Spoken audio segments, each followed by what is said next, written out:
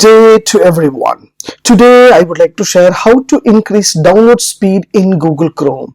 Let me show you how to do that. Yes, from my laptop or desktop, I just open Chrome browser and I just want to download in different types of works.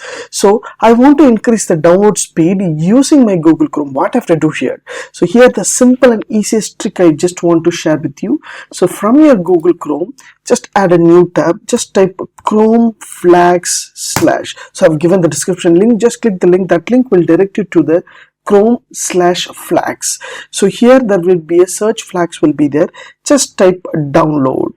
Once you type a download option, automatically there will be a parallel downloading will be there. So what is parallel downloading? To enable parallel downloading to accelerate the download speed from Mac, Windows, Linux and Chrome OS, Android. So while it is default setting in a Google Chrome, just make this one as a enable. Once you enable this one, automatically your Google Chrome will be relaunched this option.